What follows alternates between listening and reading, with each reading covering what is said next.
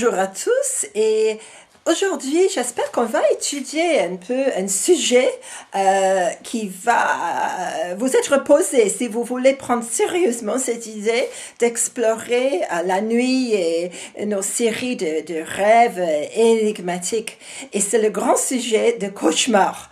Il y a tellement de gens qui arrivent dans nos écoles et qui disent pas seulement oh j'ai fait un rêve, c'est plutôt j'ai fait un cauchemar ou je n'arrive pas à arrêter un rêve affreux qui se répète,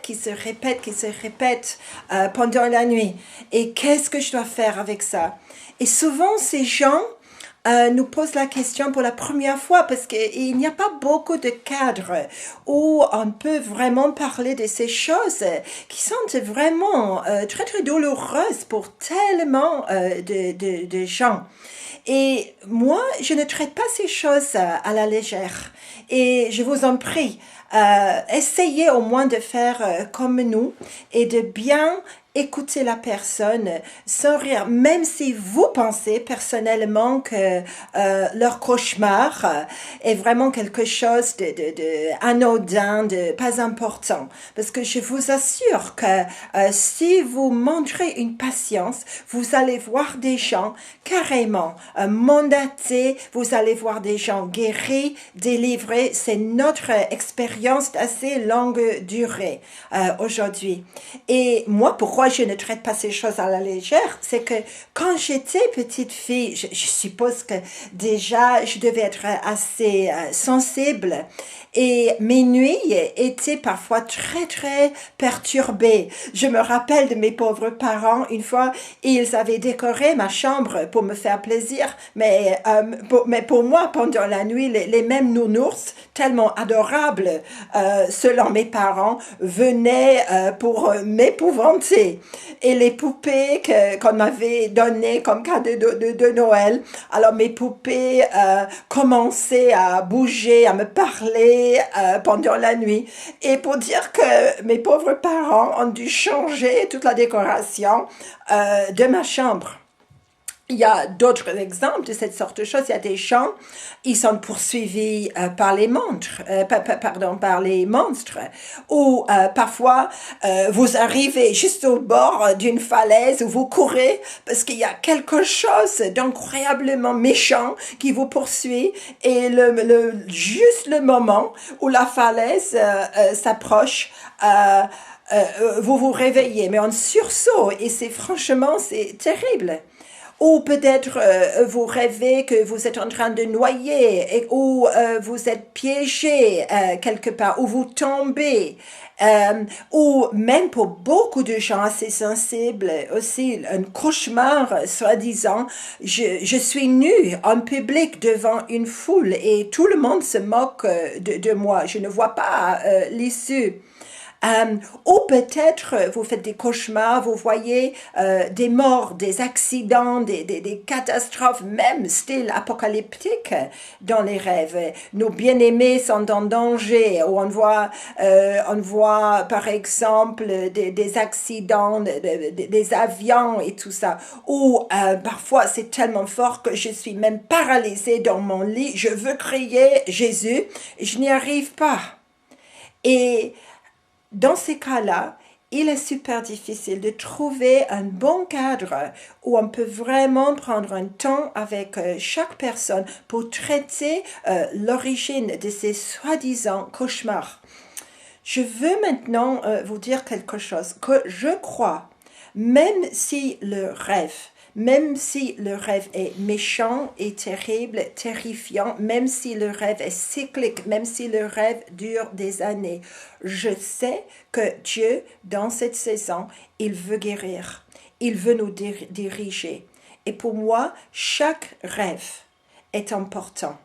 Et on peut tourner quelque chose qui, en apparence, n'est pas forcément une bonne chose, en quelque chose de bienfaisant, de guérissant. Alors, restez un peu avec moi. Et pour dire que ma question, quand on a commencé nos écoles de rêve, on était confronté par beaucoup de personnes qui nous disaient, mais j'ai passé une mauvaise nuit, j'ai des insomnies, je suis tellement tourmentée dans mon lit que je crains de poser ma tête sur l'oreiller. Et ça me troublait, honnêtement, parce que pour moi, Dieu, il est un bon Dieu. Et je prends par exemple dans les psaumes, psaume 121, celui qui veille sur Israël, c'est écrit, il ne va pas dormir. Dieu ne dort pas comme un être humain. Et ici, le psaume dit non, il ne sommeille ni ne dort, celui qui garde Israël. C'est le Seigneur qui te garde. Le Seigneur est en ombre à ta droite. Le jour, le soleil ne te frappera pas, ni la lune pendant la nuit. Le Seigneur te gardera de tout mal, il gardera ta vie. Et ça continue comme ça. Et ma question, parce que je crois que la parole est vraie, il n'y a pas une once de changement dans la parole de Dieu. Et ma question devant le Seigneur, c'était, mais alors, la parole est vraie? Toi, tu veilles sur ton peuple, tu nous promets une bonne nuit de repos. Et comment ça se fait que des chrétiens, et je veux dire des chrétiens bien engagés, bien matures, comment ça se fait que des chrétiens me parlent comme ça tellement, tellement, tellement souvent? Et ça me troublait pendant quelques mois, parce que je cherchais dans la parole une réponse. Euh, et je vous soumets ce que le Seigneur m'a dit à moi. Et je sais qu'il y a d'autres personnes qui risquent de vous dire d'autres choses, probablement très utiles aussi. Mais le Seigneur, il m'a dit, mais également dans les psaumes, psaume 127, si c'est le Seigneur si ce n'est le Seigneur qui bâtit la maison, ceux qui la bâtissent travaillent inutilement. Si ce n'est le Seigneur qui garde la ville, celui qui la garde veille inutilement. C'est inutilement que vous vous levez tôt, que vous vous couchez tard et que vous mangez le pain le pain de la peine. Il en donne autant à son bien-aimé pendant qu'il dort. Et j'avais jamais avant fait le lien entre les cauchemars et ce psaume-là. Et je considère que je connais assez bien quand même la parole. Et le Seigneur il m'a dit, mais Anne, c'est parce que moi, dans chaque être chrétien converti, moi, je construis la maison. Et notre maison, c'est le temple, c'est notre cœur, c'est notre vie spirituelle avec le Seigneur. Et lui, il veut garder le temple que nous sommes devant lui. Sauf que il y a quand même des brèches. Et il y a des choses où, en apparence, l'ennemi, il a un droit légal pour entrer dans notre maison, c'est-à-dire dans notre vie spirituelle. Et le plus souvent, ça arrive quand on est vulnérable pendant la nuit. Et par conséquent, il y a beaucoup de rêves qui nous troublent, qui nous perturbent. Et j'essaye, pour nous aujourd'hui, j'ai fait ma propre petite liste.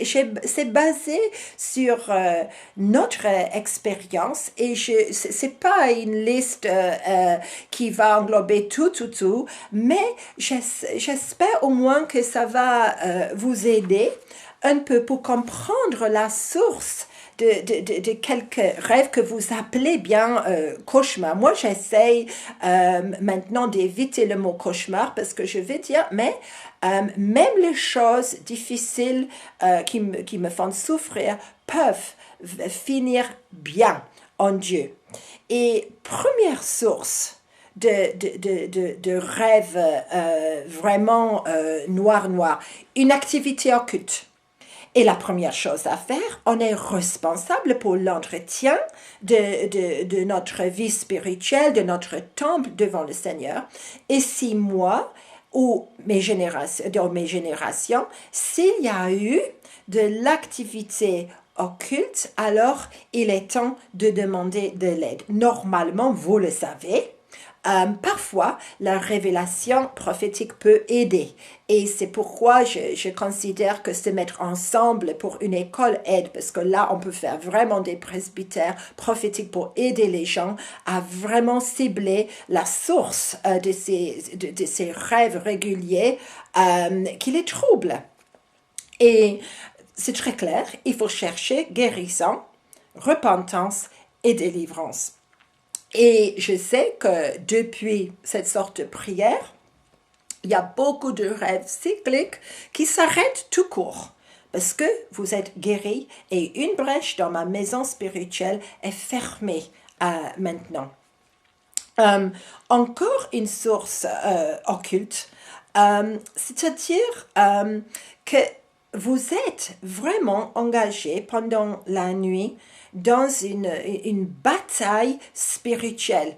Et une bonne expérience de ça, c'était quand moi, avec mon mari, on avait décidé de partir en vacances sur des îles lointaines parce qu'on était fatigués.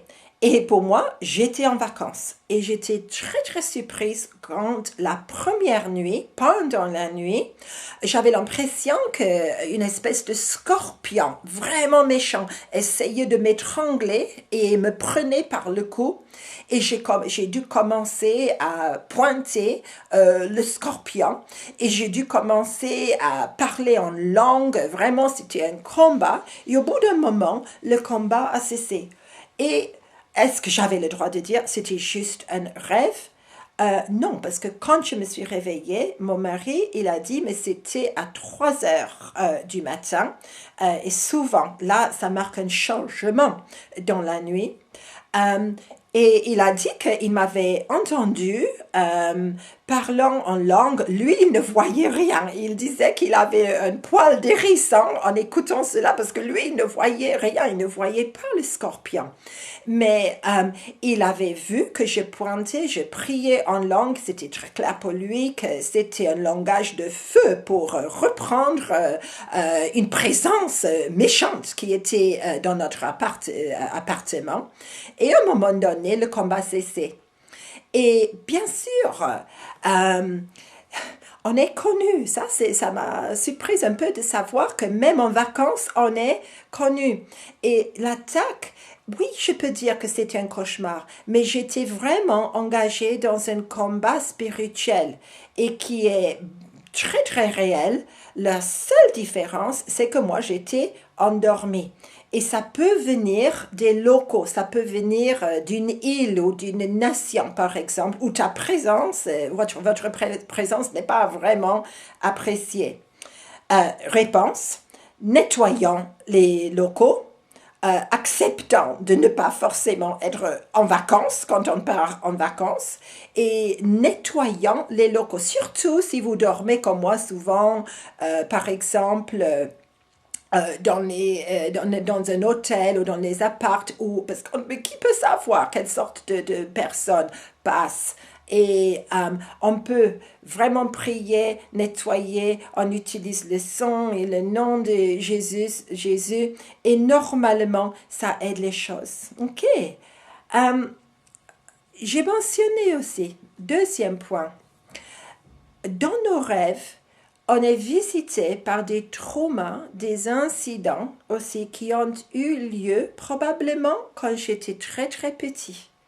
Quelque chose que j'ai dû encaisser pendant très longtemps et qui malgré moi sort pendant la nuit. Et ici, on a vu beaucoup de guérisons. Et parfois, la personne même a oublié le trauma même. Ça, c'est le problème parce que quand je suis petite, je peux essayer parce que quand je suis petite, je n'ai pas l'expérience pour bien gérer mes émotions. Et forcément, je vais peut-être essayer d'encaisser ma douleur. Et avec les années, j'oublie la racine de mes traumas. Et avec l'aide d'une école, avec l'aide d'autres personnes, avec l'aide surtout de l'Esprit Saint, on peut vraiment arriver à la source de cette sorte de choses.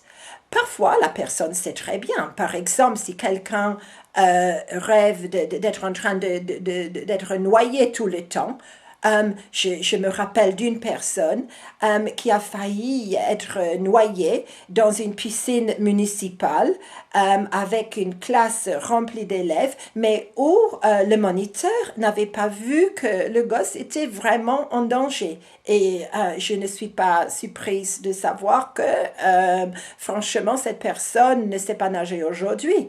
Par la foi, maintenant, oui, parce qu'on a prié pour la guérison. Je sais qu'une personne qui craignait les toilettes, qui craignait les lieux intimes. Quand on a recherché, il y avait une très forte racine d'abus. Et c'était une personne assez âgée maintenant. Mais depuis la guérison, plus de rêves de cette sorte-là. Hein? Et si j'ai été humiliée, oh mais ça, oh, c'est vraiment très très commun. Les gens sensibles, les gens très très prophétiques, pour eux, bien sûr, c'est très terrible d'être humilié en public. Et souvent, il y a des racines, même dans le passé. On a traité, je ne sais pas combien d'adultes, des personnes vraiment assez âgées aujourd'hui, qui n'osent pas fermer leur bouche en public parce qu'à l'école, peut-être une maîtresse trop sévère a parlé sur un sujet qui peut-être elle s'est moquée du gosse ou elle l'a humilié. Et depuis, la personne n'ose plus ouvrir leur bouche. Et combien de gens ont commencé à parler beaucoup mieux en public, même des épisodes où des gens qui balbutient, par exemple, ont guéri parce que la racine était en train d'être révélée dans les rêves. Et bien sûr, il faut aussi traiter les malédictions parce que dans ces cas-là, souvent dans le cas d'abus sexuel, très souvent, l'adulte responsable aurait dit à l'enfant et tu ne dois jamais parler de ça. N'oubliez pas de briser ces malédictions. Et que la conclusion de ces rêves terribles puisse être franchement bienfaisante. Et notre identité en Christ peut être vraiment renforcée, restaurée. Il faut un peu de tact, beaucoup de délicatesse. Ne vous moquez jamais d'une personne qui est en train de vous raconter des rêves comme ça, je vous assure. Et combien de guérisons sont nécessaires aujourd'hui. Puis, troisième point, il y a des gens qui ont ce que j'appelle comme des cauchemars apocalyptiques, qui voient des tsunamis, des tremblements de terre, qui voient des accidents, etc., etc. Bien sûr, on doit considérer que l'événement est forcément symbolique de quelque chose. Un tsunami peut être un bon mouvement de Dieu, par exemple. La plupart des symboles peuvent être soit négatifs, soit positifs. Il faut la prière, discipline devant la face du Seigneur. Mais dans le cas des gens qui sont très prophétiques, qui sont des intercesseurs, essayez de ne pas rester seuls. Une fois, je me rappelle, j'avais rêvé que j'étais à Londres. Et pour dire que je n'habite pas Londres, je suis dans le nord de la nation. J'étais à Londres et Londres avait pris feu. Et il y avait des gens qui criaient, et il y avait des gens qui hurlaient, qui étaient en train d'être brûlés. Et je savais que Londres était en danger. Quand je me suis réveillée, je savais dans mon cœur que ce n'était pas du tout symbolique et qu'il fallait avertir les intercesseurs.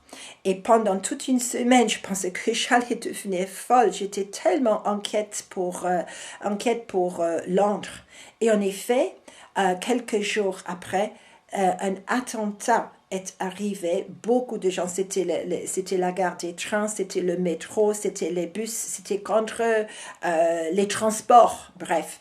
Et des gens sont morts. Et bien sûr, beaucoup de feu, beaucoup de panique. Et je dis, mais Seigneur, les gens quand même sont morts.